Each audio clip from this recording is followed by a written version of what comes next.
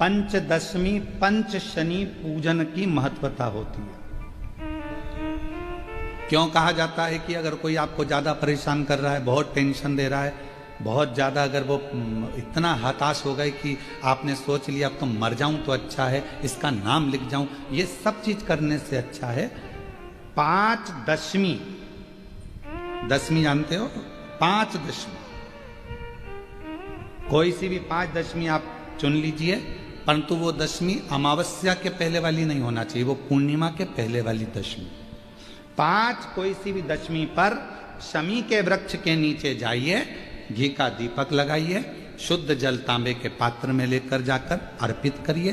पहले दीप जलाना, उसके बाद शमी के पौधे में जल डालना और पौधे उस वृक्ष के नीचे बैठकर जल चढ़ाकर वहीं पर एक चावल का दाना समर्पित कर कर बाबा से प्रार्थना करना कि बाबा मुझे बहुत कष्ट है, ये मेरा एक तकलीफ मुझे दे रहा है, बस आप मेरी तकलीफ को दूर करना।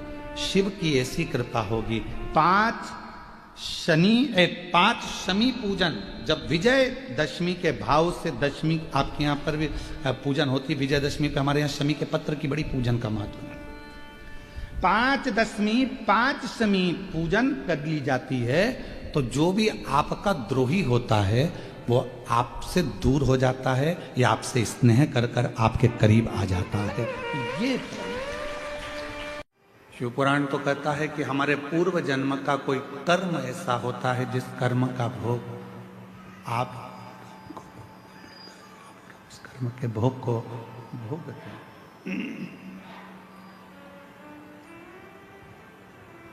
उस कर्म के भोग को आप और हम भोगते हैं। रोग आने पर, कष्ट आने पर, शरीर में कोई बीमारी आने पर सबसे पहले अपने गांव में, अपने नगर में, अपने क्षेत्र में, अपने शहर में जो भी चिकित्सालय है, हॉस्पिटल है, डॉक्टर हैं, उनसे जांच जरूर करो।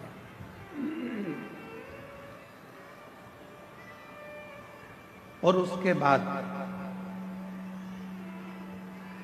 जब हमारे शरीर का रोग ठीक ना हो तब किसी बड़े हॉस्पिटल में जाकर इस शरीर की जांच कराओ, दवाइयाँ लो, गोलियां लो, जांचें कराओ। साथ में ये सब कराते कराते फिर साथ भगवान शिव जी को फिर एक लोटा जल चढ़ाना प्रारंभ। क्यों? दवा के साथ में दुआ की बहुत जरूरत पड़ती है।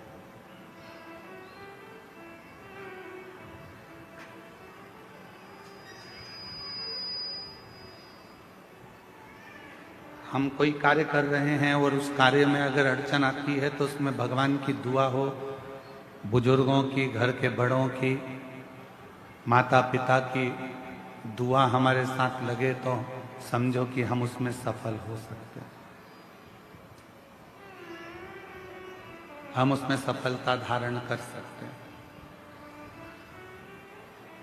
और तेरी कृपा बिना ना हिले एक भी अणु, लेते हैं श्वास तेरी कृपा से तनु तनु। बखान क्या करूं मैं राखों के ढेर का, चपटी भगोत में खजाना कुबेर का। हे गंगाधर मुक्ति द्वार ओमकार तू, भोले ओमकार तू, आयो शरण तिहारी शंभो तार तार तू। बखान क्या करूं मैं राखों के ढेर का, चपटी भभूत में खजाना कुबेर का।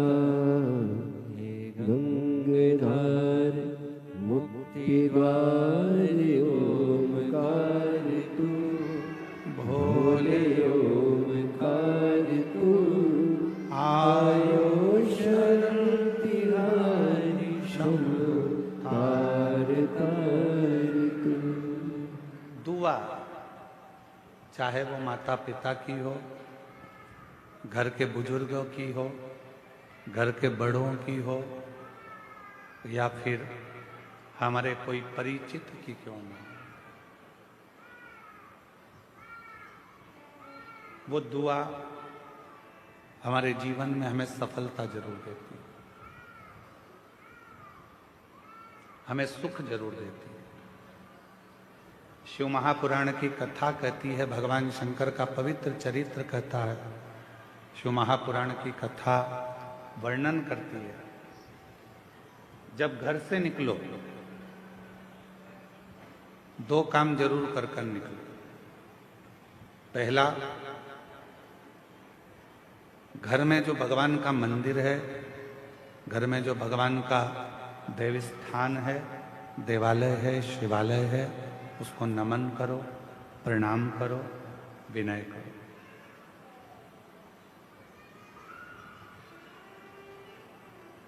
दूसरा, घर से निकलते समय अपने घर का जो बुजुर्ग हैं, अपने घर के जो बड़े हैं, उनको नमन करो, उनको प्रणाम करो।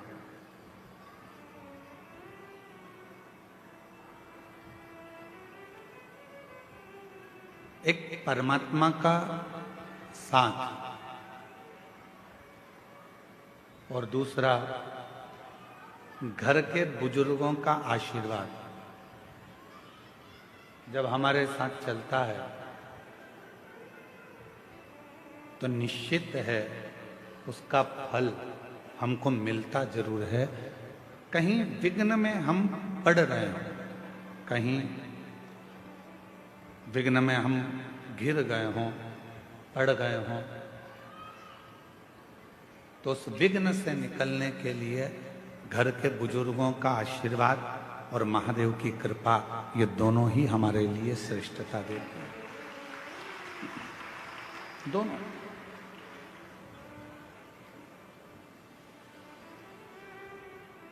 एक होता है तराशना और दूसरा होता है तलाशना।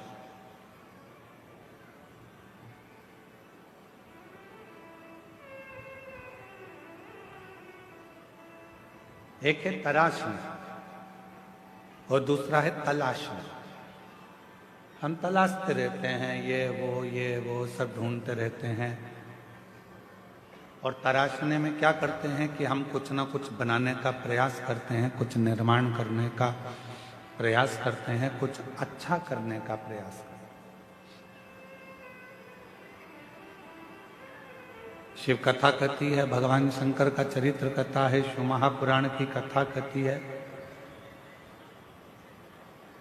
तलाशना संसार में आकर हर व्यक्ति जो इस मृत्यु लोक में जन्म लेता है, पृथ्वी पर जन्म लेता है, वो कुछ ना कुछ तलाशता ही रहता है।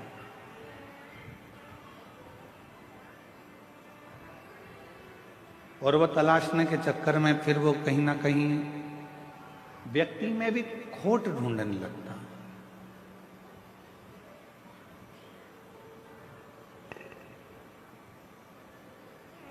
व्यक्ति में भी बुराइयां ढूंढने लगता है। क्यों? क्योंकि वो तलाश रहा है।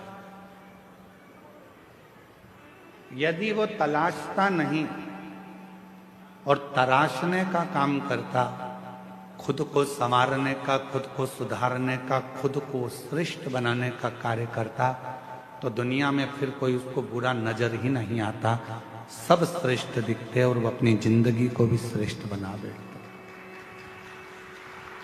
वो अपने जीवन को भी श्रेष्ठ बना। जिसने खुद को तराशा, जिसने स्वयं को श्रेष्ठ बनाने का प्रयास किया है, अपने आप को सुधारने का प्रयास किया है, वो जिंदगी में बहुत आगे बढ़ा।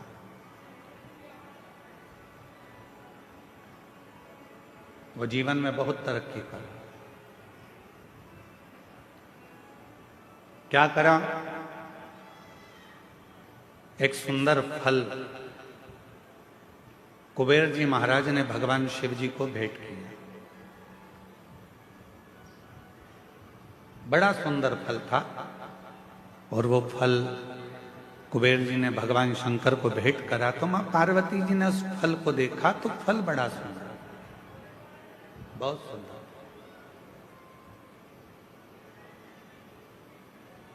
इतने में थोड़ी देर बाद जब मां जगत जननी अम्बा पार्वती जी के हाथ में वो फल आ गया, बड़ा सुंदर फल था जो कुबेर जी ने भगवान शिव जी को दिया था, और शिव जी के हाथ का फल मां जगत जननी जगदम्बा मां पार्वती के हाथ में आ गया। अब कुछ देर बाद भगवान श्री गणेश जी आ गए, कार्तिकेय आ गए और उन्होंने उस फल को देखा।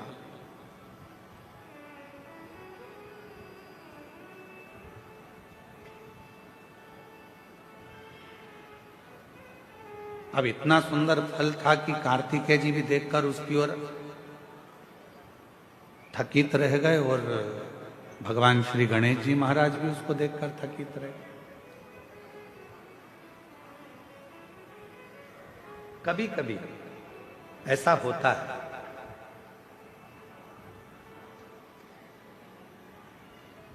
मां को मायके से साड़ी मिलती है, कभी कभी ऐसा होता है और मां को मायके से साड़ी मिलती है, वो साड़ी बहू को भी पसंद आ जाती है और बेटी को भी पसंद आ जाती है। अब थोड़ा चक्कर पड़ जाता है कि वो साड़ी जो मायके से मिली है वो मां को भी पसंद आ रही है और बेटी को भी, बहू को भी पसंद आ रही है।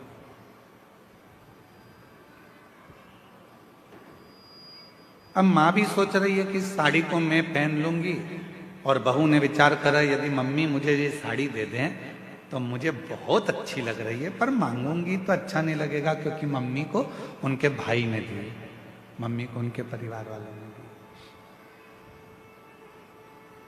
पर फिर भी मन में भाव है कि ये साड़ी मुझे मिल जाए, ये साड़ी मुझे प्राप्त हो जाए।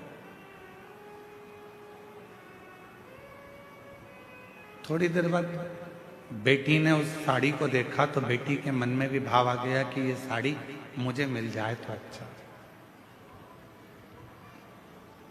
इतनी सुंदर साड़ी है, ये साड़ी मैं पहनूं तो अच्छी। मां को साड़ी अच्छी लग रही है, बेटी को साड़ी अच्छी लग रही है, बहू को साड़ी अच्छी लग रही है। अब ऐसी स्थिति में बेटी भी खड़ी हो गई और बहू भी खड़ी हो गई और कहा मम्मी ये साड़ी हमको दे दो। तो अब सास करेगी क्या, मां करेगी क्या? बेटी को दूं कि बहू को दूं? बहू को दूंगी तो बेटी को बुरा लग जाएगा और बेटी को दूंगी तो बहू को बुरा लग जाएगा। संशय पड़ गया। उसी तरह फल अच्छा है, कुबेर जी ने दिया है, वो फल भगवान देवाधिदेव महादेव के पास आ गया। भगवान शंकर जी ने वो फल पार्वती जी को दे दिया। पार्वती जी के हाथ में वो फल जो दिखा, उस फल को लेने की कामना श्री गणेश जी के मन में भी आ गई और षडानंद कार्तिकेय जी के मन में भी। दोनों के मन में ये भाव है कि ये फल हमें मिल जाए, ये फल हमें प्राप्त हो। जो कार्तिकेय बाबा ने देखा और कार्तिकेय जी देखकर बोले कि इतना सुंदर फल है मां, ये फल आप मुझे दे दीजिए, बड़ा सुंदर फल है, ये फल मुझे मिल जाए। थोड़ी देर बाद गणेश जी आए तो गणेश जी ने भी कह दिया कि ये फल मुझे मिल जाए। उसी समय भगवान शिव का ध्यान गया और भगवान शंकर ने उसी पल कह दिया, जो पृथ्वी की परिक्रमा पहले कर आएगा, जो पृथ्वी की परिक्रमा पहले कर आएगा, ये फल उसी को दिया जाए। कभी कभी मेरी माताओं से निवेदन है, अगर साड़ी का चक्कर पड़ जाए कि बहू को दूं कि बेटी को दूं, तो कह देना 1 साल तक जो घर के पूरे बर्तन मांजे साड़ी उसी को दे दी।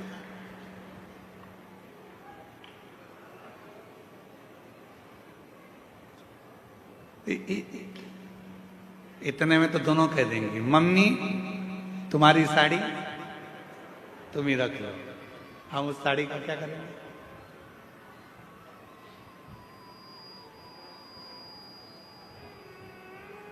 पर फल की लड़ाई थी। षडानंद कार्तिकेय जी भी परिक्रमा करने गए और भगवान श्री गणेश जी भी परिक्रमा करने गए। एक चूहे पर बैठ गए, गला पकड़ रहा है बेटा माई। एक चूहे पर बैठ गए और एक मोर पर बैठ गए और दोनों परिक्रमा करने के लिए चल दिए। गणेश जी महाराज ने विचार करा कि ये परिक्रमा मैं कर कर आऊंगा, तब तक तो बहुत समय हो जाएगा और ये फल मेरे भाई को प्राप्त हो जाएगा। क्यों ना एक काम करूं, माता पिता की परिक्रमा लगा लेता हूं, उन्हीं के आसपास घूम लेता हूं, तो उसका जो फल है वो मुझे मिल जाए। गणेश जी ने माता पिता की परिक्रमा करी और गणेश जी माता पिता की परिक्रमा कर कर फल को प्राप्त कर लिए। तो षडानंद कार्तिकेय जी महाराज लौट कर आए। उन्होंने देखा कि गणेश जी तो प्रथम गिनती में आ गए, माता पिता की परिक्रमा कर कर उनको फल भी मिल गया, पर मुझे तो कुछ प्राप्त ही नहीं।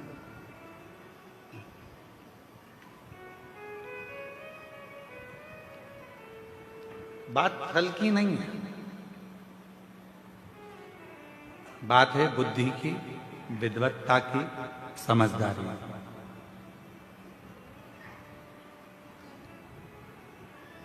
दुनिया का ऐसा कोई फल नहीं है जो आपको नहीं मिल सकता।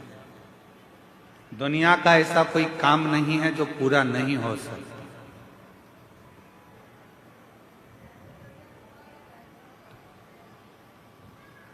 किसी प्रश्न को अगर लिखा जाता है तो उसका उत्तर जरूर होता है।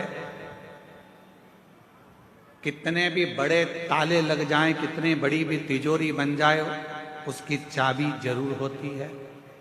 उसी तरह दुनिया में अगर कोई रोग है, कोई बीमारी है, कोई तकलीफ है, कोई कष्ट है, कोई बहुत विघ्न है, तो शिव महापुराण एक ऐसी चाबी है जिसमें उस पूरे विघ्न का, उस पूरी तकलीफ का, उस बीमारी का हल शंकर की पूजन से, शिव की आराधना से प्राप्त हो सकता,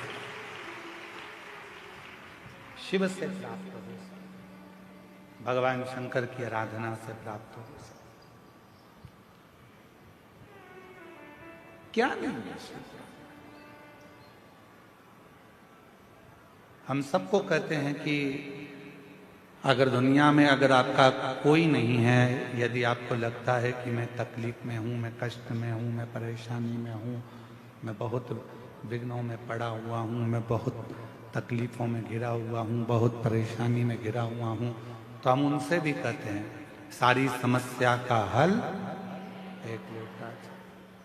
आप भगवान शंकर के मंदिर जाइए, देवालय जाइए, शिवालय जाइए, शंकर की आराधना करने जाइए, शिव की स्तुति करने जाइए, भगवान शंकर के मंदिर में एक लोटा जल चढ़ाने जाइए। आपकी जिंदगी के जितने दुख होंगे, जितनी तकलीफें होंगी, जितने कष्ट होंगे, वो मिटेंगे। एक ऑपरेशन करने के लिए अभी अगर डॉक्टर हॉस्पिटल में ऑपरेशन रूम में जाता है तो पहले वो भी अपने ईश्वर को याद करता है कि परमात्मा कृपा करना, ये मरीज को मैं अंदर लेकर जा रहा हूं, ये हाथ भले मेरे होंगे, मैं भले कितना भी साइंस पढ़ा हूं, चाहे मैंने कितना भी विज्ञान पढ़ा हो, पर आखिरी में श्वासें देना तेरा काम है, इसकी श्वास चलती रखना, इतनी कृपा जरूर कर देना, इसको ठीक कर। वो मेरे हाथ में नहीं है, पर तू जब कृपा करेगा, तू जब करुणा करेगा, तू जब दया करेगा, तू जब कृपा करेगा, तो सब कार्य अपने आप सफल होते चले जाएंगे, सब कार्य अपने आप सफल होते जाएंगे। तू कृपा कर, तू दया कर, और कृपा की ना जो आदत तुम्हारी, तो सुनी रहती अदालत तुम्हारी, गरीबों के दिल में जगा तुम ना पाते, तो किस दिल में होती इबादत तुम्हारी, कृपा की न होती जो आदत तुम्हारी। एक समय ऐसा आता है कि डॉक्टर भी उस परमात्मा को याद करता है। बड़े से बड़े विघ्न में जब कोई घिर जाता है तब वो ईश्वर को याद करता है कि वो एक सत्य रूपी ईश्वर विराजमान है, सत्य रूपी ईश्वर है जो हमको संभाल लेगा, एक सत्य रूपी ईश्वर है जो हमें साथ देगा, सत्य रूपी ईश्वर।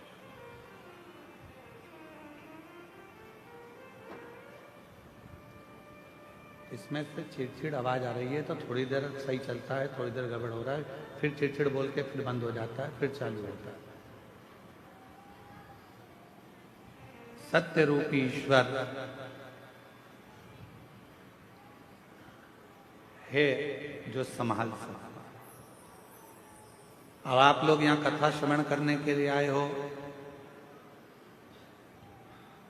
यहाँ पहुंचे हो शिव महापुराण की कथा में, भगवान शंकर की आनंदमय कथा का रसतत्व ग्रहण करने के लिए आए। किसके भरोसे आए? हमारे भरोसे पर, किसी व्यक्ति के भरोसे पर नहीं। आप शिव पुराण की कथा यदि श्रवण करने के लिए कच्चे गांव तक, कांकेर जिले तक पहुंचे हो तो वो किसी के भरोसे नहीं, देवादिदेव महादेव के भरोसे पर कथा श्रवण करें। किसी व्यक्ति विशेष के भरोसे पर कथा नहीं।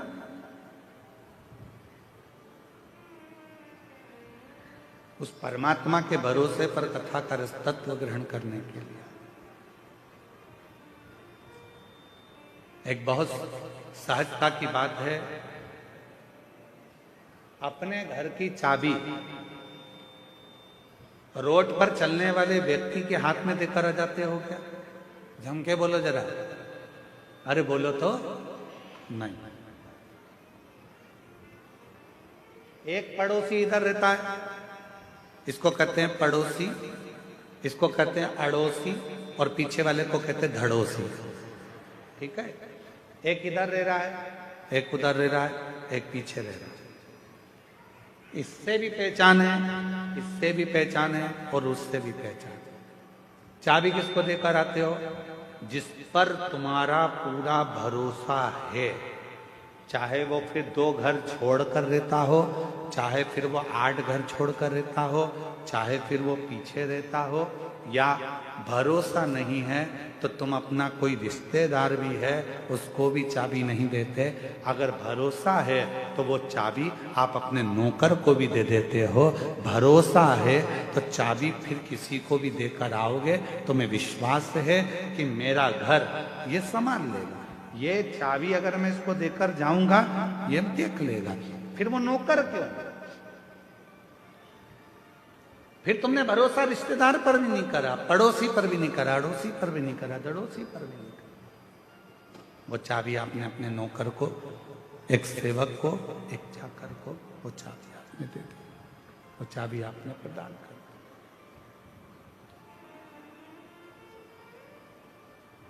अर्थात भरोसा था तो चाबी दी है।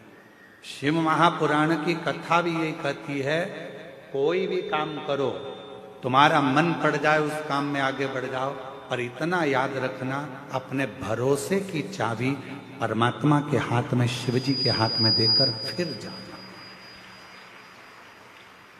विश्वास रूपी चाबी, भरोसे की चाबी उन देव अधिदेव महादेव को समर्पित करना, भगवान शंकर को देना। शिव को जब भरोसे रूपी चाबी प्रदान कर दोगे, भगवान शंकर को जब ये हृदय की भरोसे की चाबी आप दे दोगे कि बाबा मेरा कोई नहीं, केवल है तो केवल तू है, केवल।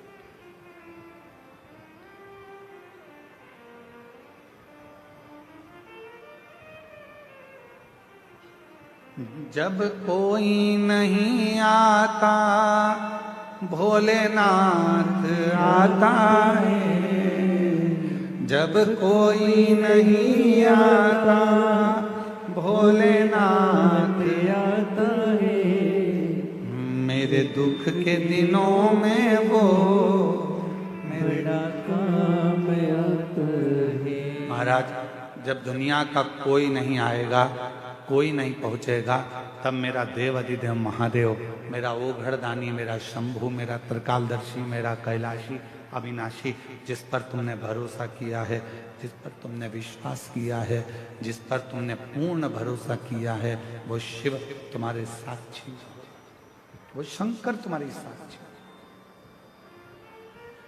आया समय, एक बार ब्रह्मा जी के मन में संशय उत्पन्न हो गया। ब्रह्मा जी ने कहा ये सृष्टि की रचना मैं कर रहा हूं। भगवान विष्णु के मन में भी ये भाव आया कि ब्रह्मा जी ये सृष्टि की रचना आप नहीं कर रहे हो, ये सृष्टि की रचना करने वाला तो शिव है। ब्रह्मा जी ने कहा सृष्टि की रचना करने वाले नहीं, शंकर भगवान तो सृष्टि का संहार करने वाले। तब भगवान विष्णु ने कहा सुनो ब्रह्मदेव, सृष्टि की रचना करने वाला भी शिव है, सृष्टि को चलाने वाला भी शिव है, और सृष्टि का संहार करने वाला भी शिव है। शंकर के सिवा कुछ भी नहीं, शिव के सिवा कुछ भी नहीं। रचना भी वो कर रहा, संहार भी वो कर रहा, और चला भी वही रहा, सब कुछ वही कर रहा, कोई दूसरा नहीं कर रहा। जो कर रहा है सब शिव ही कर रहा है, कोई दूसरा नहीं कर रहा। केवल कर रहे हैं तो बाबा भोलेनाथ ही कर रहे। भगवान विष्णु ने ब्रह्मा जी को समझाया कि ब्रह्मा जी संशय मिटा लो, तुम्हारे भीतर का ये संशय निकाल दो कि तुम कुछ कर रहे हो। हम भी यही सोचते हैं, आप भी यही सोचते हैं। संसार का प्रत्येक मानव, संसार का प्रत्येक व्यक्ति यही सोचने में रह जाता है कि दुकान में चला रहा हूँ, घर में चला रहा हूँ, परिवार में चला रहा हूँ, मकान मैंने बनाया, दुकान मैंने बनाई, जमाया मैंने ये करा, मैं गाड़ी लाया, मैं बंगला लाया, मैंने ये करा, मैंने वो करा। यदि मैं नहीं करता तो कोई नहीं करता। यह मन का संशय है, आपके और हमारे भीतर का ये संशय है कि हम कर रहे हैं। तुम जिंदा हो तो कर रहे हो, निपट गए तो कौन कर रहा?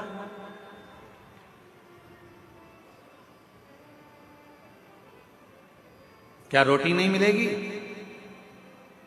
मरने के बाद?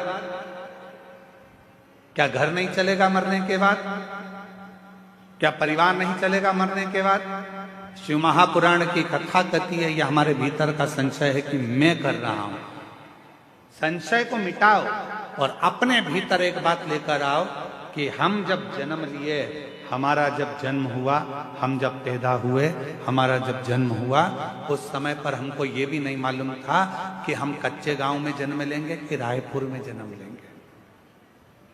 जब हमारा और आपका जन्म हुआ तो आपको और हमको ये भी नहीं मालूम था कि हमारे माता पिता कौन होंगे। आप और हमको ये भी नहीं मालूम था कि धर्म पत्नी कौन होगी, पति कौन होगा, बच्चे कौन होंगे, कौन बेटा, कौन बेटी, कौन नातेदार, कौन भाई, कौन बंधु, कौन सखा, कौन मिलेगा, ये किसी को नहीं मालूम था। अमीर के घर में पैदा हो गए कि गरीब के घर में पैदा हो गए, ये भी नहीं मालूम था। पर हमारा पूर्व का कोई पुण्य हमारे साथ चला और हमने कोई अच्छा किया तो भगवान की कृपा से हमें सब कुछ जमाया प्राप्त हो गया। धन भी मिला, वैभव भी मिला, संतान भी मिली, पुत्र भी मिला, पुत्र भी मिली, रिश्ते भी मिले, नाते भी मिले, कुटुंब भी मिला, सब कुछ प्राप्त हुआ। हमने जो जो सोचा था वो सब हमको प्राप्त हो गया। हमारा सब कुछ फिर हम क्यों विचार करें, फिर हम क्यों सोचें, फिर हमें क्यों विचार करना, क्यों सोचना कि ये मैं कर रहा हूं या मैं करा रहा हूं। कुछ भी नहीं, मेरा आपकी कृपा से सब काम हो रहा है, मेरा आपकी कृपा से सब काम हो रहा है। करते हो भोले बाबा, मेरा नाम हो रहा है। करते हो भोले बाबा, मेरा नाम हो रहा है। मेरा आपकी कृपा से सब काम हो रहा है। हम कुछ नहीं कर रहे, सब करने वाला मेरा शिव है। घर किसका, गाड़ी किसकी, बंगला किसका, सब उसका, आपका और हमारा कुछ नहीं। हो सकता है आप में कोई ऐसा बैठा हो जो जन्म लिया हो तो मकान को साथ लेकर आया हो सकता है। गाड़ी साथ लाए हो, बंगला साथ लाए हो, धन दौलत साथ लाए हो, कुछ नहीं।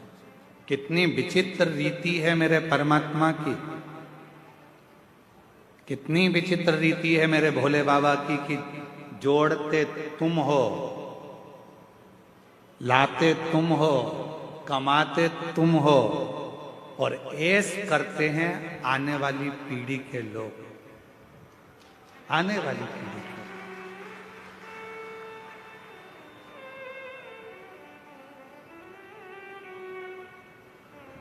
पूछो किसी से, क्यों साहब ये मकान बनाया, कितना जोरदार मकान बनाया साहब, ये कमरा किसके लिए बनाया? अरे गुरुजी वो बड़ा बेटा है ना, उसकी शादी करेंगे तो बहू बेटा इसमें रहेंगे।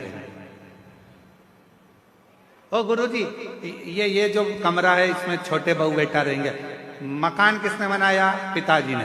बंगला किसने बनाया? पिताजी ने। मेहनत किसने करी? पिताजी ने। दादाजी पिताजी मेहनत करते करते करते करते करते करते छोटे से मकान में रहते रहते अपनी पूरी जिंदगी को निकाल देते हैं और आने वाला विचार क्या करते हैं कि मेरा बेटा, मेरी बहू, मेरी बेटी, मेरा दामाद, मेरा परिवार सब सुखी रहे, ये अच्छे से रहे, इनका घर अच्छे से रहे, ये दोनों इस कमरे में रहेंगे, ये लोग इधर रहेंगे, वो लोग उधर रहेंगे। और जैसे जैसे बुढ़ापा बढ़ते चले जाता है, मालूम पड़े तुम जिस कमरे में रहने का विचार कर रहे थे, समय आने पर वो कमरा भी बच्चों को देना पड़ जाता है और फिर एक दिन हॉल में पलंग डालकर दोनों को रहना पड़ जाता है, आते जाते लोगों को देखना पड़ जाता है। किसके लिए कमाया फिर? किसके लिए सुख देखा? शिवपुराण कहती है कुछ भी मेरा नहीं है, तुम्हारा क्या है? शिव महापुराण में भगवान ने पूछा कि तुम्हारा क्या है? तो भगवान देवादिदेव महादेव के सम्मुख में भगवान विष्णु से जब ब्रह्मा जी ने कहा आप कहते हो कुछ भी मेरा नहीं है, सब करने वाला देवादिदेव महादेव है, तो मेरा क्या है? तब भगवान विष्णु ने कहा संसार का मनुष्य हो, चाहे देवता हो, गंधर्व हो, अप्सरा हो, चाहे पशु हो, पक्षी हो, चाहे किन्नर हो, चाहे मनुष्य हो, उसका जो समय चल रहा है, जिस समय पर आप जो कार्य कर रहे हैं वो समय तुम्हारा है। उस समय में कुछ अच्छा करने का प्रयास कर लो, फिर जिंदगी श्रेष्ठ बनना प्रारंभ हो जाए। वो समय तुम्हारा।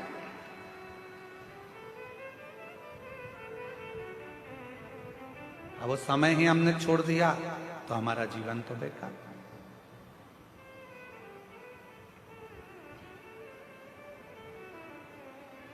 अपने समय को पकड़ो, वो समय छोड़ना नहीं।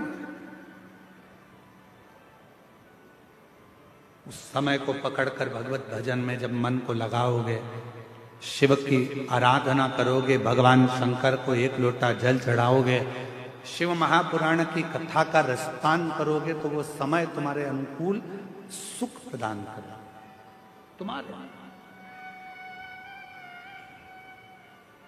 वो एक लाइन हमारे निखिलेश भैया बहुत अच्छी गुनगुनाते हैं, मेरी गाड़ी मेरा बंगला, मेरी गाड़ी मेरा बंगला मेरा पैसा सब तेरा, सब कुछ है तेरो सरकार, मेरा तो कुछ भी नहीं, सब कुछ है तेरो सरकार, मेरा तो कुछ भी नहीं। अब आप लोग बेटे ताली बजा, जब बोले मेरा तो कुछ भी नहीं तो तुम्हारे दोनों हाथ ऐसे होना चाहिए।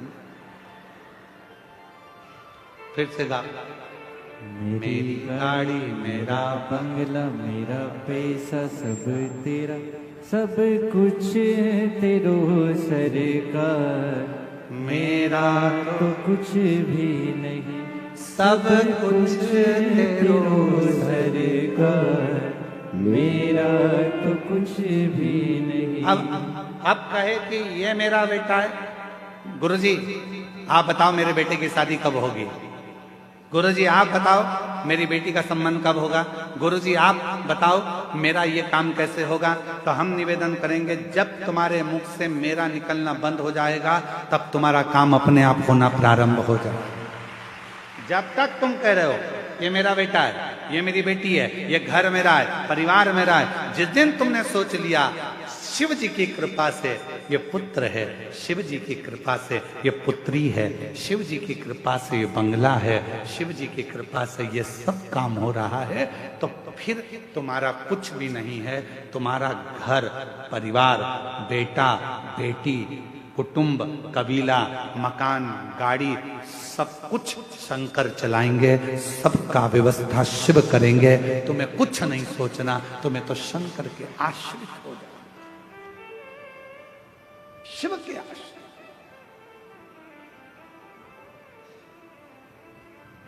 और हम वही तो आश्रित नहीं हो पाते, हम आश्रित नहीं हो पाते। अभी देवघर में कथा थी,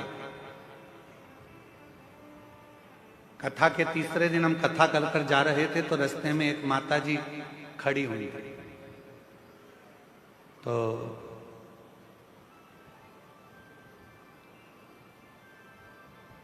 हमने गाड़ी वाले से कहा कि थोड़ा रोको, बेचारी एकांत में वहां जंगल की ओर खड़ी है, क्या बात है पूछे तो सरी। तो हमने पूछा कि माता जी आप क्यों खड़ी हो, तो कहा गुरुजी एक बहन जी मेरी चप्पल पहन के गई है और वो कहकर गई है मैं अब भी आ रही हूं। तो मैंने कहा चप्पल तुम्हारी थी, हाँ वो आएगी। हमने कहा तुम्हारे दिमाग से निकाल दो कि चप्पल तुम्हारी थी, छोड़ो जाने का प्रयास करो, शाम हो रही है, अंधेरा हो जाएगा कुछ देर में, क्यों इंतजार कर रही हो, अगर मिलना होगी तो कहीं रास्ते में ही मिल जाएगी। अब वो महिला थोड़ी दूर चली और थोड़ी दूर चलने पर उसको उसकी सहेली मिल गई। हमारी गाड़ी तेज स्पीड में आगे बढ़ी तो हमने देखा वो खुश थी। फिर रोक कर पूछा जी जी क्या बात है, अरे गुरुजी वो तो खुद मुझे ढूंढ रही थी, ढूंढते ढूंढते आगे निकल गई थी और मेरी चप्पल मुझे यहाँ प्राप्त होगा, मिलेगा। जिस दिन हमने ये विचार कर लिया कि मेरा है मेरा है मेरा है मेरा है मेरा है, तो वह हमसे छूटता चले जाएगा। और जिस दिन हमने सोच लिया ये सब कुछ तेरा है, तब कुछ भी नहीं छूटेगा, परमात्मा उसको वापस लाकर हमारे करीब में छोड़ता चले जाएगा, छोड़ता।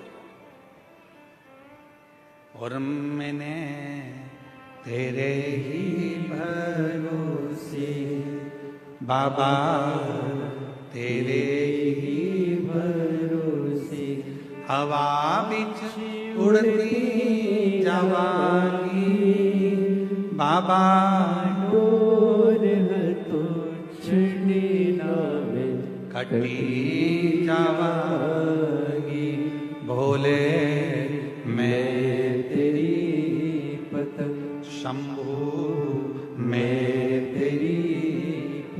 भगवान नारायण जी ने, भगवान विष्णु ने ब्रह्मा जी को समझाया, ए ब्रह्मदेव, तुम तुम्हारे मन से ये निकाल दो कि सृष्टि की रचना मैं कर रहा हूं। ब्रह्मा जी, तुम ये मन से निकाल दो कि सृष्टि का रचना करता मैं हूं। तुम ये मन से निकाल दो कि सृष्टि का संहार करता मैं हूं। सब छोड़ दो देवादिदेव महादेव पर ब्रह्मा जी मानने को तैयार नहीं हुए। ब्रह्मा जी ने पूछा, शिव कौन? भगवान शंकर है। ब्रह्मा जी ने विचार किया कि शिव है कौन? कौन भगवान शिव? ब्रह्मा जी कहते हैं, मैं इस बात को नहीं मानता कि ये सृष्टि शिव चला रहे हैं। मैं इस बात को नहीं मानता। मैं इस बात को स्वीकार, मैं नहीं मानता हूं इस बात को कि शिव चला रहे हैं। शिव साधन, शिव कौन है? शंकर कौन है? मुझे समझ में नहीं। ठीक है,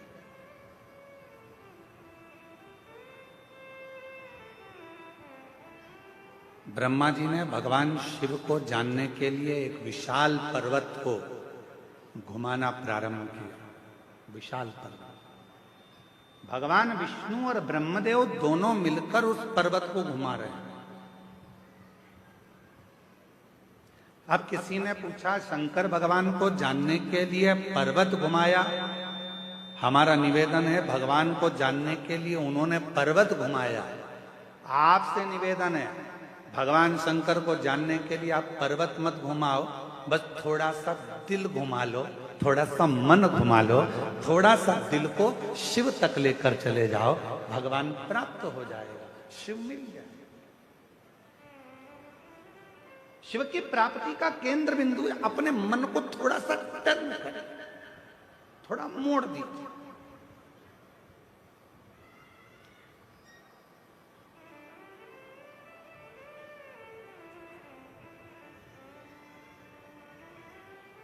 एक बात बताइए, हम जायसवाल जी के घर पर रुके हैं, ठीक है? जितेंद्र जी जायसवाल जी के यहाँ रुके, वहां से सीधा सीधा सीधा अगर हम सोचें कि हमें कहीं मुड़ना नहीं है, चाहे कुछ भी हो जाए, सीधे सीधे ही जाना है, हम कहीं नहीं मुड़ेंगे, सीधे ही सीधे जाएंगे, तो क्या कथा हो सकती है? अरे जम के तो बोलो, सीधे सीधे सीधे सीधे चले जाओ, कहीं मुड़ो मत। नहीं मुड़ोगे तो तुम्हारे घर में भी प्रवेश नहीं कर पाओगे, नहीं मुड़ोगे तो तुम अपने गांव तक भी ना पहुंच पाओगे। सीधे सीधे तो रास्ता तुम्हें कहीं और ले जाकर छोड़ देगा। उसी तरह शिव महापुराण की कथा कहती है, जिंदगी में सीधा रास्ता यदि चल रहे हो, सीधे रास्ते अगर चल रहे हो, चलते रहो, पर याद रखना थोड़ा सा मोड़ चलते चलते में भगवान देवादिदेव महादेव की कथा की ओर, मंदिर की ओर लेते रहना, तो तुम्हारी जिंदगी मंजिल तक पहुंच जाए,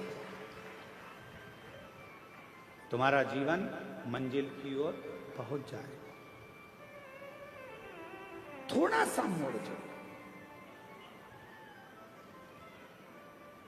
वो एक लाइन है ना, वो कौन से एक कोई गीत की एक लाइन है, हालांकि वो है तो फिल्मी गीत, पर उसकी एक लाइन है,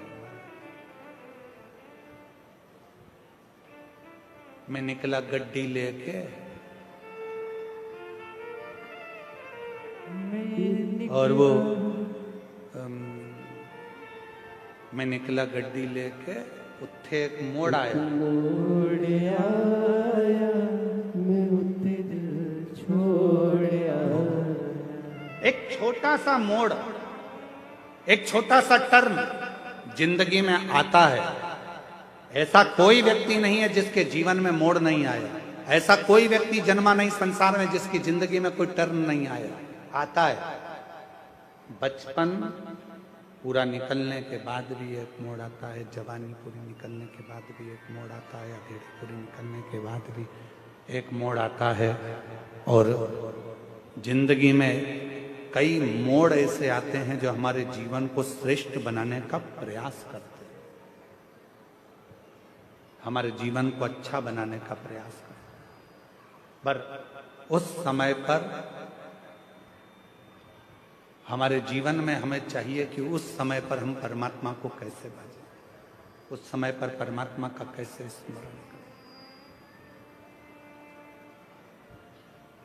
शिव कथा कर रही है, भगवान शंकर का चरित्र कर रहा। ब्रह्मा जी ने कहा मैं देखूं क्या ये सृष्टि की रचना शिव कर रहे हैं। शिव कौन है?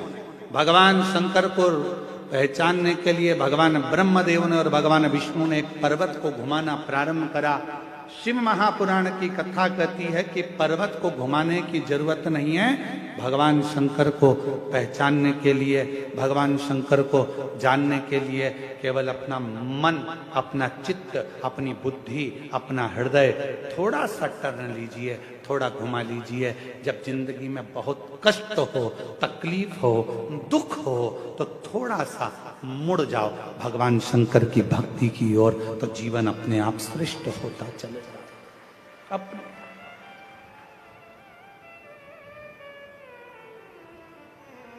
और मैंने तेरे ही भरोसे बाबा, तेरे ही भरोसे हवा बिच उड़ती जागी बाबा, दूर छठी नामे कटी जावागी।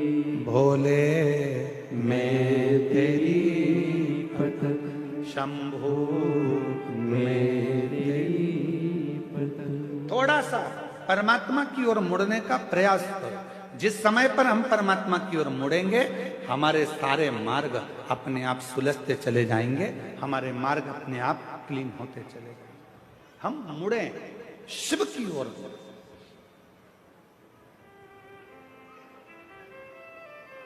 घुमाया पर्वत, एक विशाल शिवलिंग की आकृति प्रकट हो गई।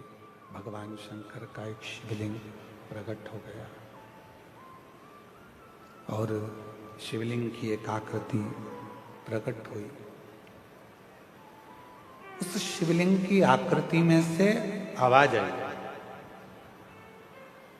कि ब्रह्मा जी क्या चाहते हो, विष्णु जी क्या चाहते हो। उस शिवलिंग की आकृति में से आवाज आ रही।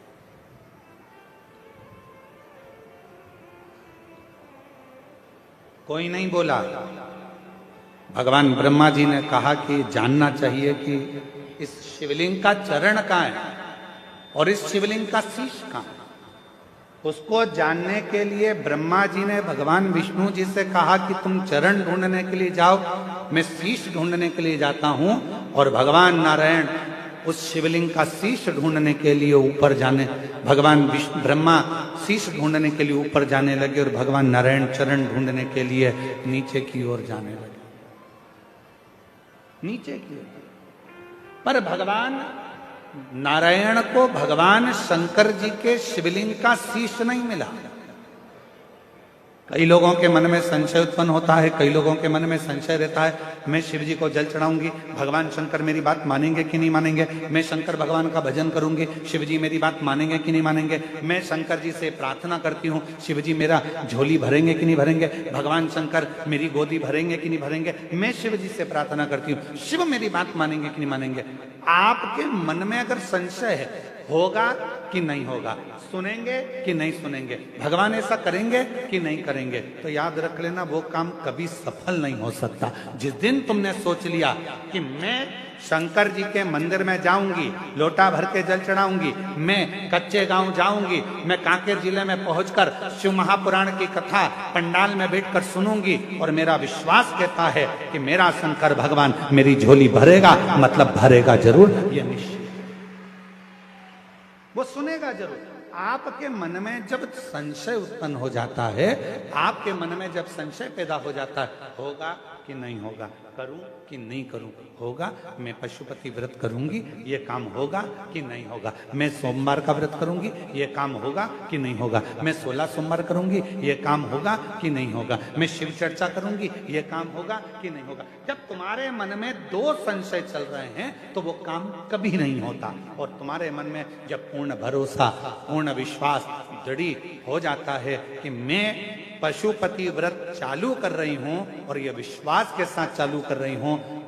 एक पशुपति व्रत करा, उसमें मेरे को संशय था, पर अब मैं जो पशुपति व्रत कर रही हूं ये मेरा विश्वास कहता है, प्रेशर नहीं आ रहा है साउंड में, ये मेरा विश्वास कहता है कि मेरा ये कार्य जरूर होगा, तो निश्चित है कि वो कार्य पूर्ण जरूर होगा। क्यों? क्योंकि हमने वो विचार कर लिया, हमने वो सोच लिया। आप में से कितने लोग हैं जिन्होंने पशुपति व्रत करे? हाथ उठाओ जरा। सबने करे? रखो रखो वापिस से। पूर्ण भरोसे से करे ना? पूर्ण विश्वास के साथ, पूर्ण भरोसे के साथ करे ना? दो मन बनाकर यदि हमने पशुपति व्रत करा है, दो मन बनाकर यदि हमने 16 सोमवार का व्रत करा है, दो मन बनाकर यदि हमने कोई भी उपास या व्रत करा है, वो व्रत कभी पूर्ण नहीं होता। इसलिए व्रत करने से पहले अपने मन को पूर्ण प्रबलता से पक्का बना लो कि मैं 16 सोमवार का व्रत कर रही हूं, 16 सोमवार मेरे पूरे होंगे और मेरा भोले बाबा ये काम करेगा। मैं पशुपति व्रत कर रही हूं, 5 व्रत पूर्ण होंगे और मेरा बाबा ये करेगा। विश्वास, दृढ़ता में उसको जोड़। एक पत्र है, अच्छा है, देखिए।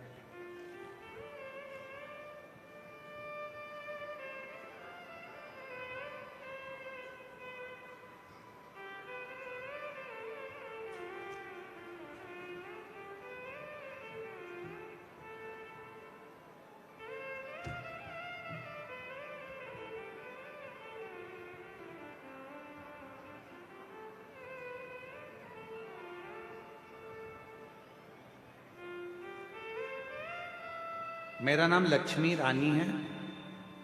मैं सहसपुर लोहारा कवर्धा जिला से हूँ। कहीं बैठी हो तो हाथ हिला सकती हैं, अगर कहीं बैठी हो तो हाथ हिला सकती हैं। मेरा नाम लक्ष्मी रानी है। मैं सहसपुर लोहारा कवर्धा जिला से हूँ। कहीं बैठी हो तो हाथ हिला सकती हैं, और अगर आई हो तो एक बेलपत्र लेने के लिए आ सकती हैं। मेरा बेटा का जन्म 2018 में हुआ था। ऑपरेशन से मेरी डिलीवरी हुई थी।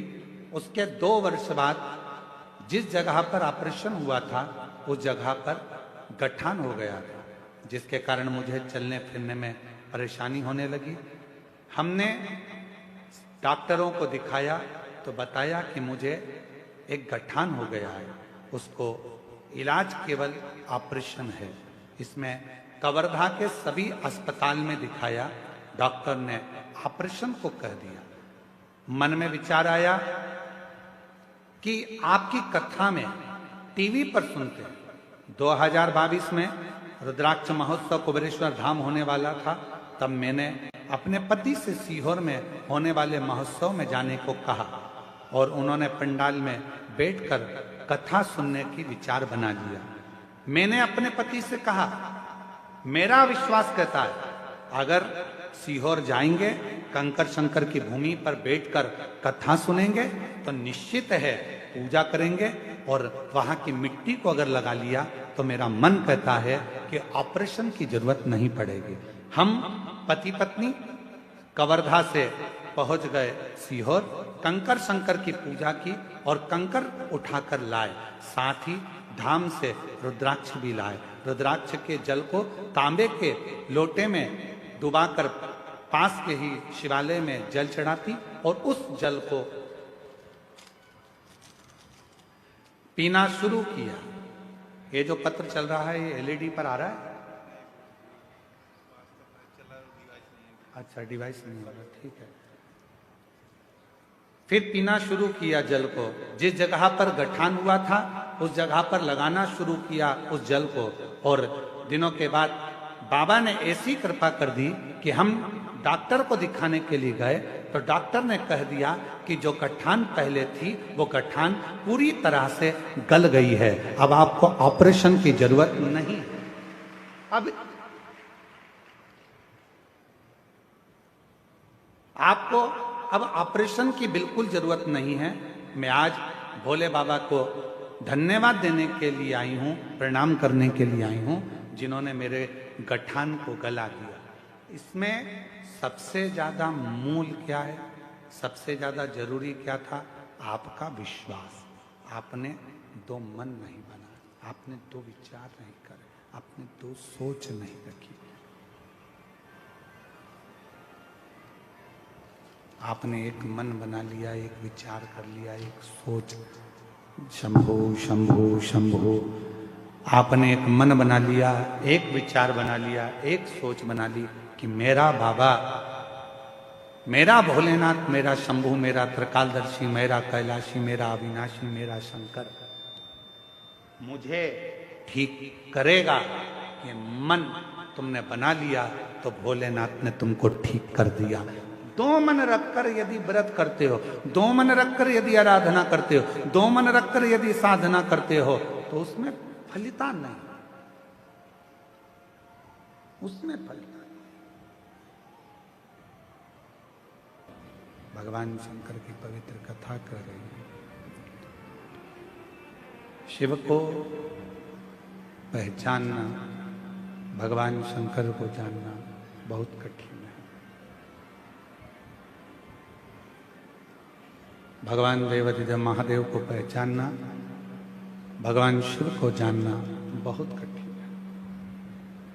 पर यदि शिव का सच्चा भक्त होता है तो वो भगवान देवाधिदेव महादेव को, भगवान शंकर को पहचान सकता है। ब्रह्मा जी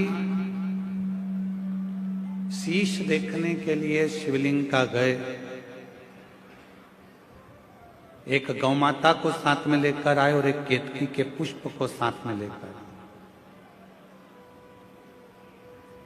यदि ब्रह्मदेव चाहते तो ये सब नहीं करते, केवल भगवान शंकर को भजते तो भगवान शिव उन पर करुणा कर देते। हम भी यही करते हैं। एक झूठ को छुपाने के लिए ढेरों झूठ पर झूठ, झूठ पर झूठ हम बोले चले जाते हैं और वो झूठ छुप नहीं पाते। एक कितना सुंदर प्रसंग है शिव महापुराण का, जरा ध्यान दीजिएगा। शिव महापुराण का एक बड़ा सुंदर वर्णन है। हरि वर्मा नाम के एक बड़े अच्छे एक सेठ थे। भगवान शिव के परम उपासक थे और भगवान शंकर की विरल भक्ति में दिन रात डूबे रहते थे।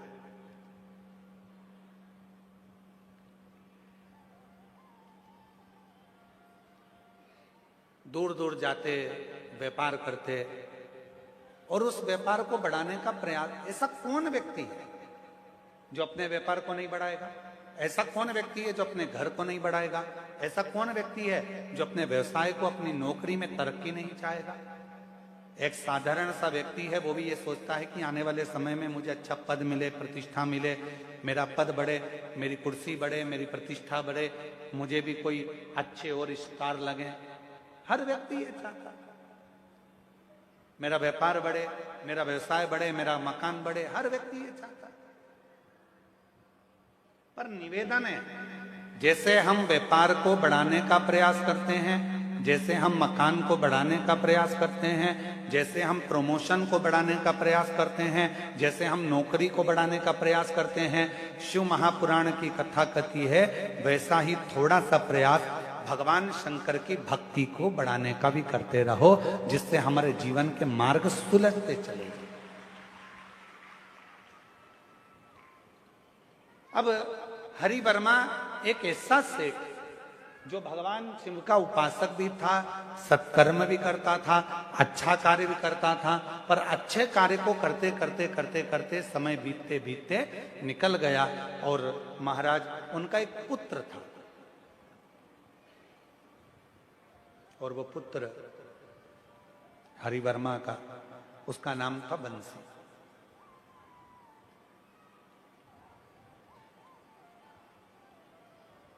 पिता धर्मात्मा, मां पुण्यात्मा, सत्कर्म में लगने वाले, और बेटा बिल्कुल विपरीत चलने वाला, बिल्कुल विपरीत।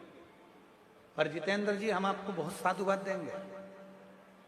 आज आपके आर्यन बेटा हमको लेकर आ रहे थे, तो उनका हमने ड्रेसअप देखा, तो हमने कहा कि बेटा ये तो ड्रेस एक विद्वान पंडित का होता है, और तुमने जो ड्रेस धारण करी है, तो वो कहते हैं कि हमारे मम्मी पापा को हम ये पहनते हैं ना गुरुजी, धोती लपेटते हैं या धोती बांधते हैं, तो उनको अच्छा लगता है, इसलिए हमने ये ड्रेस धारण करी। हम आपको धन्यवाद देते हैं कि अपने बच्चों में आपने ये संस्कार दिए कि सनातन धर्म की पोशाक क्या होना चाहिए, सनातन धर्म का स्वरूप क्या होना चाहिए। उसके लिए हम आपको धन्यवाद दें, बहुत बहुत साधुवाद है।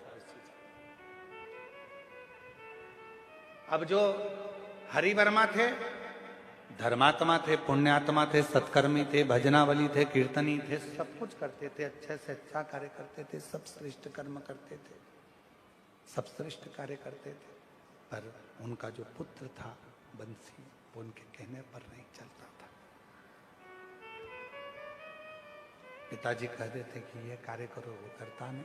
पिताजी कह देते इस कार्य को करो, वो करता नहीं, उस कार्य को करता ही नहीं।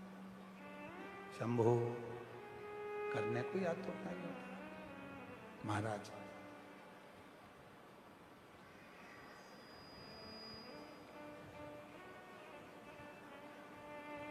हरिवर्मा एक पूजन में बैठे हुए थे, और शिव जी की आराधना हरिवर्मा कर रहे थे, शिव की आराधना। उनका पूजन पूरा हुआ, बेटे से कहा कि ये जो भगवान शंकर पर चढ़ा हुआ निर्माल्य है, इसको विसर्जन करने ले। और बेटा उस निर्माल्य को विसर्जन करने के लिए नहीं ले गया, और पिता को अपशब्द करने लगा, ताने देने लगा, आड़ा टेढ़ा करने लगा, बहुत ताने देने। मेरी जीजियों, मेरे जीजाओं, मेरी बेटियों, बेटाओं, मेरी माताओं, मेरे बुजुर्ग माता पिता, एक बात अपने अंदर उतार कर रखना, किसी भी व्रत को करो, किसी भी पूजन को करो, किसी भी अनुष्ठान को करो, किसी भी साधना को करो, तो प्रयास करना कि अपने बल पर करो, अपने बल पर। कई लोगों की व्यवस्था क्या होती है, जाना बेटा पूजन का सामान यहाँ ला के रख देना, जाना बेटी जरा सा सामान इधर ला कर रख देना, थोड़ा सा सामान इधर से लाओ, थोड़ा सा सामान जा तू लेकर आ। अगर हम व्रत कर रहे हैं, हम पूजन कर रहे हैं, यहां तक पशुपति व्रत में वर्णन आता है कि पशुपति व्रत को करने वाली महिला हो, पुरुष हो, बच्चे हो, बूढ़े हो, कोई भी अगर पशुपति व्रत को कर रहे हैं, तो यहां तक नियम आता है कि पशुपति व्रत करने वाले को पूजन की थाली खुद लगाना चाहिए। और यहां तक वर्णन आता है कि अगर कोई प्रसाद बना रहे हो, खीर बना रहे हो, हलवा बना रहे हो, मीठे भात बना रहे हो, मीठे चावल बना रहे हो, पुआ बना रहे हो, कुछ भी अगर तुम बना रहे हो, मीठी पूड़ी बना रहे हो, सीरा बना रहे हो, मीठा चावल, मीठे खीर, खिरान, कुछ भी बना रहे हो, तो वो खुद बना। प्रयास यहां तक है, उसका फल मिलता। हरिवर्मा ने, सेठ हरिवर्मा ने कहा कि बेटा ये निर्माल्य को विसर्जन करके आ जाओ, ये निर्माल्य विसर्जन करिए। और हरिवर्मा के कहने पर बेटा उठकर खड़ा हुआ, क्या पिताजी तुम मुझे निर्माल्य विसर्जन करने के लिए भेज रहे हो, शिवालय भेज रहे हो, मुझे शिवालय तक लेकर इसको भेज रहे हो कि ये ले जाओ और विसर्जन कर कर आओ। मैं नहीं जाऊंगा, पूजन आपने करा है, अनुष्ठान आपने करा है, आराधना आपने करी है, तो विसर्जन भी आप करो। मेरे बस का नहीं है कि मैं जाकर कुछ विसर्जन कर कर आऊं।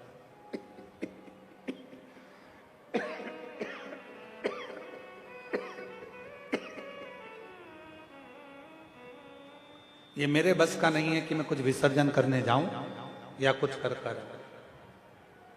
आप स्वयं करो, स्वयं जाओ।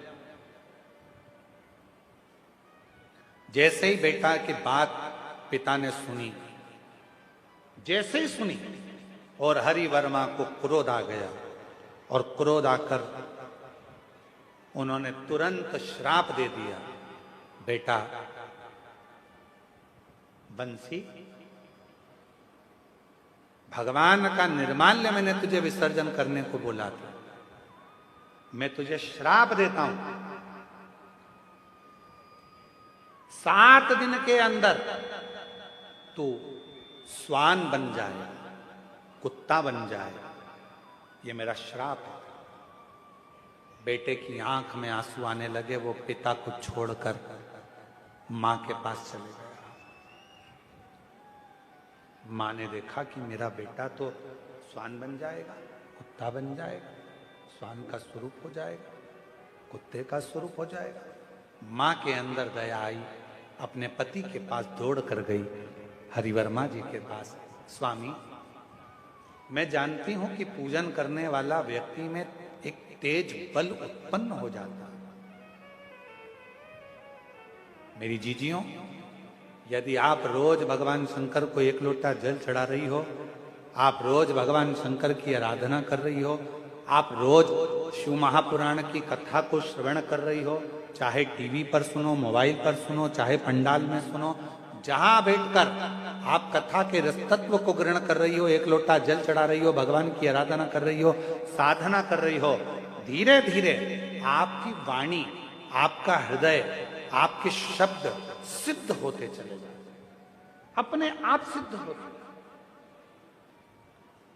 आप में से कई माताएं ऐसी बैठी हैं जो कभी कभी बोली होंगी, आप में से कई भाई ऐसे बैठे हैं, जीजा जो कहते होंगे, मेरी मम्मी जो कहती है ना, मेरी माता जी जो कहती है, उनके वचन सिद्ध हो जाते हैं। कभी कभी ऐसा होता है, मेरी पत्नी जो बोलती है ना, उसकी बात बिल्कुल 100% गुरुजी हो जाती है। कभी कभी पत्नियां कहती हैं, मेरे पति कहते हैं ना, वो बिल्कुल पक्का हो जाता है। कोई कहती है मेरी बेटी ने शब्द कहती है, बिल्कुल पक्का हो जाता है। कोई कहती है मेरे दादाजी जो बोलते थे, बिल्कुल पक्का। कारण क्या है? ऐसा क्या शब्द हो जाता है कि वो बिल्कुल निश्चित हो जाता है कि दादाजी ने जो कहा, दादी जी ने कहा, माँ ने कहा, पिता ने कहा, बहन ने कहा या भाई ने कहा, वो बिल्कुल पत्थर की लकीर हो जाता है, वो सिद्ध हो जाता है। उसका कारण क्या होता है? मतलब दादा दादी, माता पिता, बहन भाई, कोई ना कोई एक ऐसा होता है जो भगवान की भक्ति में डूबा रहता है, तो उसके वचन अपने आप सिद्ध होना प्रारंभ हो जाते हैं, उसके शब्द सिद्ध होना प्रारंभ।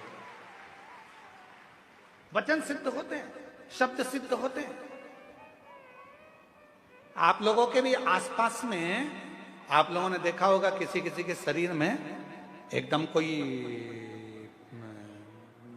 पवन आ जाता है, तो लोग कहते हैं हमारे पास में एक गांव है, वहां पर एक माताजी आती है उनके शरीर में, और माताजी जो बोलती है वो हो जाता है। फिर कोई कहता है कि हमारे गांव में एक व्यक्ति ऐसा है, उसके मुंह से शब्द निकलता है, वो ठीक हो जाता है। लोग वहां जाते हैं, नारियल चढ़ाते हैं, चना चिरौंजी चढ़ाते हैं, अगरबत्ती लेकर जाते हैं, प्रणाम करते हैं कि कुछ बताएंगे। वो शब्द, उसने जो भजन करा, उसने जो भक्ति करी, उसने जो स्मरण करा, उसके कारण उसकी वाणी सिद्ध हो गई। पर कब तक सिद्ध है? जब तक वो दुनिया के लोगों का भला कर रही है, भला कर रहा है। जिस दिन उसने सोच लिया कि मेरी वाणी से अब लोग मेरे पास आने लगे, मुझे प्रणाम करने लगे, मुझे नमन करने लगे, मुझे प्रसाद चढ़ाने लगे, मुझे भेंट चढ़ाने लगे, मेरे पास पैसा आने लगा, मेरी वाणी सिद्ध हो गई, फिर धीरे धीरे धीरे धीरे वो स्थान की महत्वता समाप्त हो जाती है, और उसकी वाणी से निकले वचन भी फिर पूर्ण नहीं होते, क्योंकि उसके भीतर दूसरों के प्रति भेदभाव उत्पन्न होने लगता है, अहंकार आ जाता है, शब्दों का अभिमान आ जाता है, तो वो वचन भी पूर्ण नहीं होते, वो वचन सिद्ध नहीं।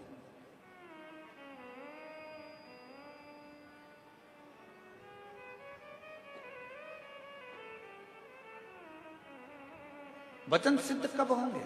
वाणी सिद्ध कब होगी?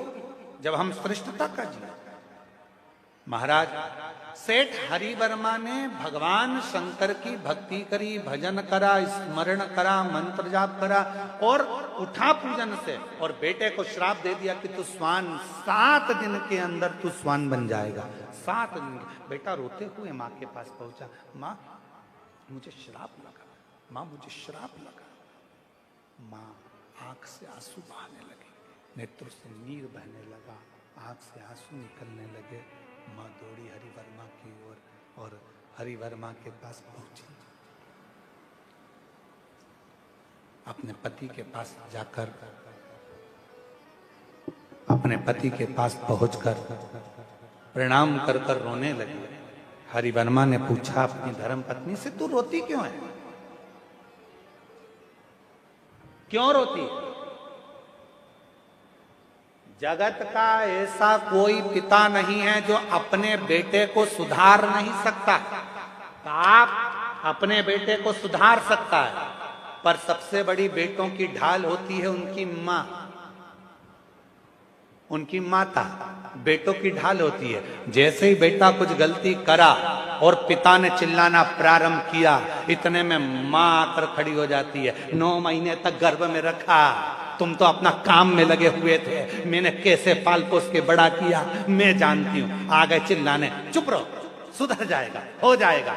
बस ये सोचते सोचते सोचते सोचते सोचते सोचते बेटा एक दिन गलत काम करने लगता है, मदिरा पान करने लगता है, वेश्यावृत्ति करने लगता है, जुआ खेलने लगता है, गलत गलत जगह पर जाना प्रारंभ कर देता है। क्यों? क्योंकि बेटे को मालूम है मुझे बचाने वाली मेरी माँ है, पर पिता चाहे तो बेटे को सुधार सकता है। इसलिए मेरी माताओं से निवेदन है, मेरी जीजियों से निवेदन है, जब जीजा थोड़ा चिल्लाए, बच्चों को सुधारने का प्रयास करें, तब थोड़ी शांति आप भी रखें। एक प्रश्न आया जितेंद्र जी आपके लिए, बहुत अच्छा। हमेशा पत्र हमारे लिए आते थे, आज तुम्हारे लिए भी आया, ठीक है। गुरुदेव चरणों को कोटि कोटि प्रणाम करती हूं मैं। यशोदा मरकाम, ग्राम उकारी,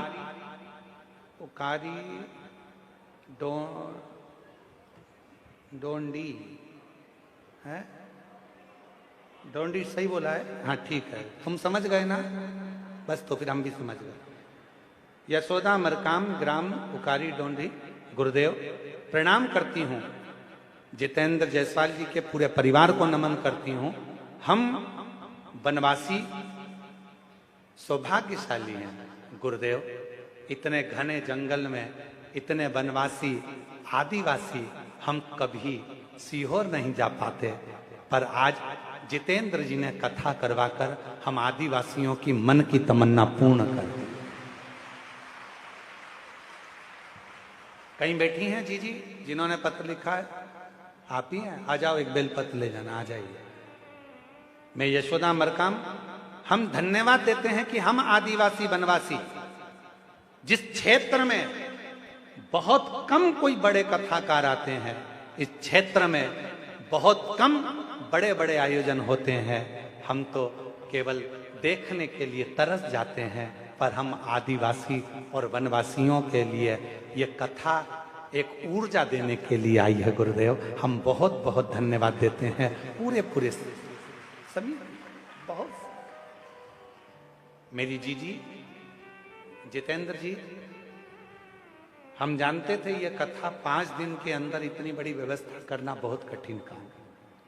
ये 5 दिन के अंदर व्यवस्था हुई है। एक बार जितेंद्र जी को और उनकी पूरी टीम को साधुवाद दीजिए। जब हमारे को सूचना मिली देवघर में कि ये कथा हो रही है, तो हमने आशीष जी को बोला कि सर्च मारो गूगल पर कि ये वहां आदिवासी वनवासी लोग कितने रहते हैं।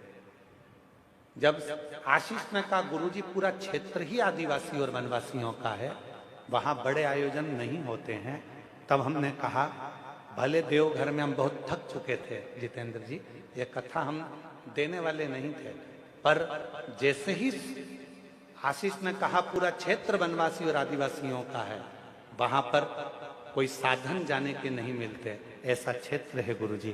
तो हमने कहा ठीक है, फिर व्यवस्था कैसी भी हो, वनवासी और आदिवासियों के लिए ये कथा। और उसमें सबसे बड़ा योगदान आपका है जायसवाल जी, जो आपने 5 दिन के अंदर इन आदिवासी और वनवासियों के लिए ये पवित्र कथा का दिव्य आयोजन रखा, जो कभी कहीं जा नहीं सकते, खर्च नहीं कर सकते, उनके लिए ये आयोजन, उनके लिए। भगवान की अविरल भक्ति को धारण करता रहता है, स्मरण करता रहता है, भजन में डूबा रहता है, तो उसकी वाणी सिद्ध होती चली, और उसकी वाणी इतनी सिद्ध हो जाती है कि वो जो कह दे। हरिवर्मा, सेठ हरिवर्मा ने अपने बेटे को श्राप दे दिया, तो स्वान बन जा, तो कुत्ता बन जा, स्वान। जैसे ही सुना मां ने, भीतर से मां रोने लगी, मेरा बेटा स्वान बन जाए, मेरा बेटा स्वान बन जाए। मां रोने दौड़ी हरिवर्मा की ओर, स्वामी निवेदन है, विनती है, स्वीकार करिए, स्वीकार करिए। स्वामी, मैं अपने बेटे को स्वान बनते हुए नहीं दे सकता, मैं अपने बेटे को स्वान बनते हुए नहीं दे, मैं देख नहीं सकता, कृपा करो, दया करो। हरिवर्मा ने कहा अपनी धर्म पत्नी को, भार्य सुनो, बेटे को श्राप लगा है क्योंकि वो अपशब्द मुझसे बोला है, और वो भी ऐसे समय पर अपशब्द बोला है जब मैं भगवान की अविरल भक्ति में, भजन में, पूजन में बैठा हुआ। मेरी जीजियों, प्रयास करो, जब शंकर के मंदिर में जल चढ़ाने के लिए जाओ, या पूजन करने के लिए जाओ, या स्मरण करने के लिए जाओ, किसी का दिल ना दुखाओ, किसी को अपशब्द ना कहो, किसी को ताने ना दो, जाओ जरा।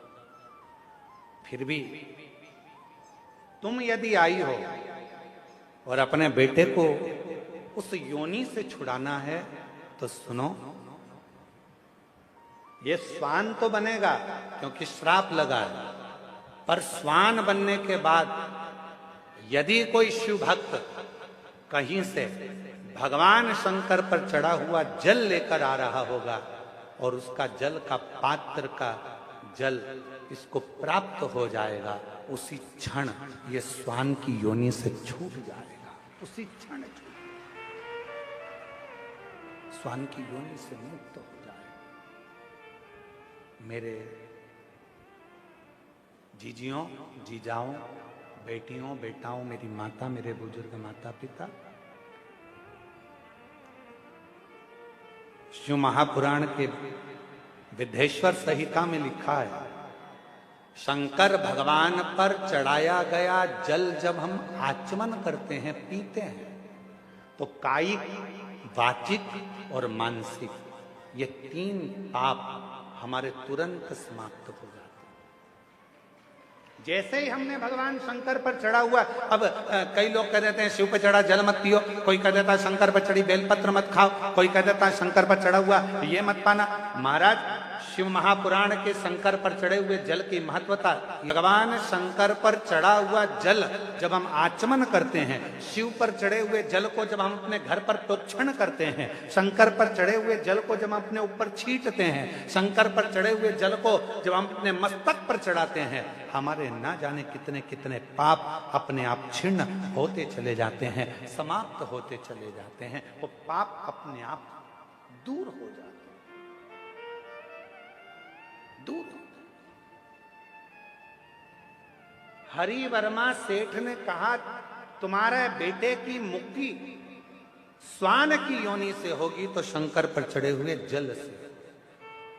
धीरे धीरे कर 7 दिन के अंदर बेटे का शरीर स्वान का हो गया, और स्वान का शरीर होकर वो भटकने लगा, यहां वहां जहां तहां जाता भटक।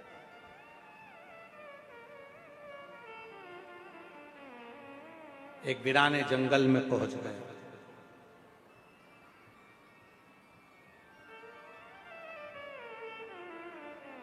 वीराने जंगल में पहुंचकर यहां वहां कुछ भोजन ढूंढ रहा था। भोजन कहां? भोजन की तलाश में, कहीं भोजन कुछ खाने को मिल जाए। मिला नहीं। एक शिव भक्त भगवान शंकर के शिवालय पर पूजन कर कर, आराधना कर कर आ रहा था। हाथ में कुछ सामग्री थी। श्वान को लगा, कुत्ते को लगा कि इसमें कुछ भोजन मिल जाएगा। मैं 3 दिन से भूखा हूं, कुछ खाने को नहीं, कुछ प्राप्त नहीं, मुझे कुछ खाने को मिल जाए। भूखा हूं 3 दिन से, मुझे भोजन नहीं मिला 3 दिन से। कुत्ता, श्वान वो शिव भक्त के पीछे आने लगा। शिव भक्त घबरा गया। उसको लगा कहीं ये श्वान, ये कुत्ता मुझे काट ना ले। जल के पात्र में शिवजी को चढ़ाया हुआ जल रखा हुआ था और वो श्वान पीछे पीछे, ये शिव भक्त तेज चलने लगा तो श्वान और तेज चलने लगा। शिव भक्त और तेज चलने लगा तो श्वान और तेज चलने लगा। उसको लगा कि ये श्वान तो मुझे काट खा, ये कुत्ता तो मुझे काटे। कभी कभी भय लगता है। आप कहीं से निकल कर जा रहे हो और मालूम पड़े कोई आपके पीछे कुत्ता पड़ जाए, श्वान पड़ जाए, तो आप लोगों को भय लगता है। हट जा, हट जा, भगाने का प्रयास करते हो। होता है। एक पति पत्नी गार्डन में घूम रहे थे, बगीचे में पति पत्नी घूम रहे थे। इतने में कुत्ता आ गया। जो कुत्ता आया तो पति घबराया, पत्नी भी घबराई। पति को लगा ये कुत्ता कहीं मेरी पत्नी को ना काट खाए। पति ने पत्नी का हाथ जम के पकड़ा, पत्नी को थोड़ा आगे करा, कुत्ता और पीछे आया। जो कुत्ता और आगे आ रहा था, पति और घबरा रहा था। जैसे ही कुत्ते ने सोचा कि अब तो मैं खाऊंगा, इतने में पति ने विचार करा कि ये कुत्ता मेरी पत्नी को काट खाएगा तो रोटी कौन बनाएगा, बच्चों को स्कूल कौन भेजेगा, टिफिन कौन बनाएगा। जैसे ही लपक के कुत्ता आने लगा, उस व्यक्ति ने सोचा कि कुत्ता मुझे काट खाए पर मेरी पत्नी को ना काटे। जैसे ही कुत्ता पास में आया, उसने अपनी पत्नी को गोदी में उठा लिया। जो पत्नी को गोदी में उठाया, कुत्ता भाग गया। कुत्ता भाग। पत्नी नीचे उतरी। उतरते से ही जूड़ा बांध के बोली, तुम में अकल मकल नहीं है? दुनिया के लोग कुत्ते को भगाने के लिए पत्थर उठाते, तुमने मुझे उठा।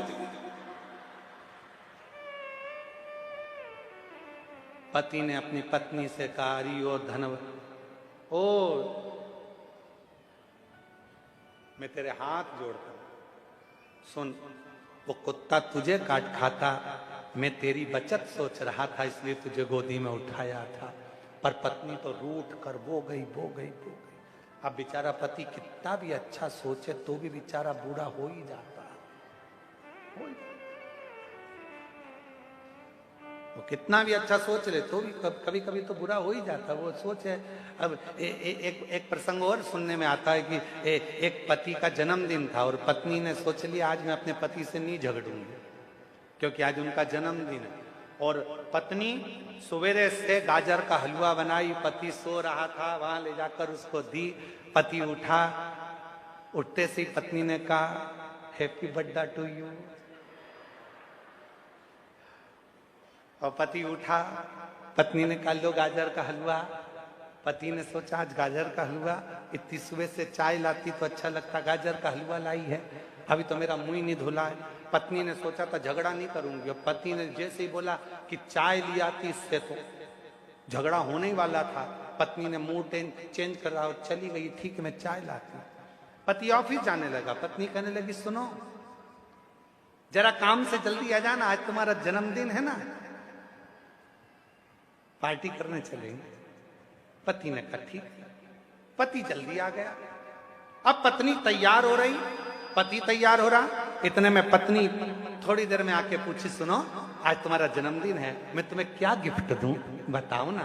तुम जैसा बोलोगे वही गिफ्ट में तुमको आज दूंगी, पक्का। मेरा तो मन कर रहा है कि तुमको एक जोड़ अच्छे जूते दिला दूं, और एक मन कर रहा है कि तुम्हें टी शर्ट दिला दूं। तुम्हारा और कुछ मन हो तो तुम आज मांग लो। आज मैं इतनी खुश हूं, जो मांगोगे मैं तुम्हें दे दूंगी। पति ने कहा मुझे कुछ नहीं चाहिए, चल होटल चल। पत्नी फिर तैयार होके आई, फिर बोला कुछ गिफ्ट मांग लो, आज इतनी खुश हूं, जो मांगोगे दे दूंगी। फिर पति ने कहा कुछ नहीं चाहिए। पत्नी फिर आ गई, मांगना तो पड़ेगा, चाहे कुछ भी हो जाए, तुम जो मांगोगे मैं दे दूंगी। इतने में पति ने कह दिया तलाक।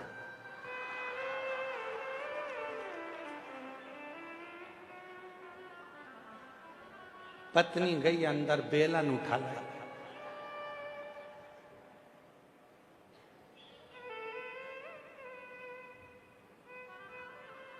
मांगना पड़ेगा मां। तो यहां स्वान आ रहा था, शिव भक्त जा रहा था, साथ में उसके सामग्री थी। स्वान भूखा था 3 दिन का, कुछ मिला नहीं, कुछ भी नहीं। भागा, शिव भक्त जैसे ही भागा तो स्वान उसके पीछे पीछे। अब इसको लगा कि मुझे काट खाएगा। पानी का जो लोटा था, जल का जो लोटा था, उसने वो ही उठा लिया और कुत्ते को भगाने के लिए, स्वान को भगाने के लिए वो लोटा उसकी ओर फेंका। वो लोटे का जल नीचे गिरा, वो जल को स्वान ने चाट लिया और वो उस स्वान की योनि से छूट गया। स्वान जैसे ही स्वान की योनि से वो मुक्त हुआ, शिव भक्त ने पूछा भाई तुम कौन हो? मेरे पिता का नाम हरिवर्मा है, मैं सेठ हरिवर्मा का पुत्र हूं। मेरे पिता ने मुझे थोड़ा सा निर्माल्य विसर्जन के लिए बोला था, मैंने उसको अपशब्द कह दिया था, जिसके कारण बस मुझे कुत्ते की योनि, स्वान की योनि मिली। पर शिव पर चढ़े हुए जल से आज मैं मुक्त हो गया, मुक्त हो गया। स्वान हरिवर्मा का पुत्र वंशी कहता है, आज मैं कह सकता हूं कि मेरे शंकर पर चढ़े हुए जल को जब थोड़ा सा भी मस्तक पर गिरता है तो ना जाने कितने कितने पाप हमारे समाप्त हो जाते हैं, कितने